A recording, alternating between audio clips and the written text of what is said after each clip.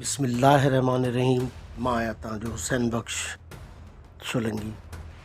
मीरनि ऐं अंग्रेज़नि जे दरमियान हिकिड़ी वॾी जंग लॻी सभिनी खां पहिरीं सिंध में, जेका 15 फरवरी 1843 दरिया वारी जंग, जेका दुबे ऐं मियाणी वारी खां अॻु में जी जंग हुई।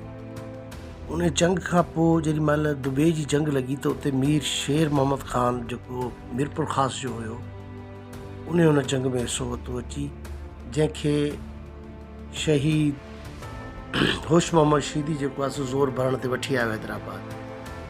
ऐं हीअ उन्हनि जो क़ब्रिस्तान आहे। सभिनी खां पहिरीं हिननि जो जेको वॾो हुयो हिते आयो, मीर मुराद अली ख़ान टालपुर, ऐं उन जा 3 लाइक फर्ज़ंद, मीर ठारो ख़ान, मीर अलाहयार ख़ान टंडो अलाहयार जो बानी, ऐं मीर शेर मोहम्मद फ़तेह सिंध।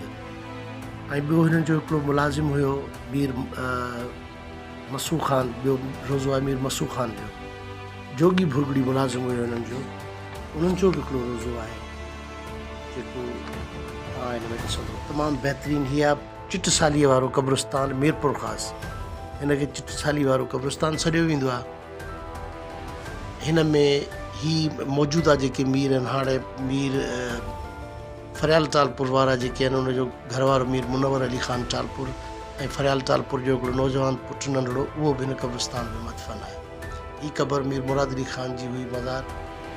तमामु बहितरीनु चिटसाली जो कमु थियल आहे हिन ते, तमामु ज़बरदस्त। मीरपुर ख़ास शहर खां 8-10 किलोमीटर जेको आहे सो अॻियां आहे।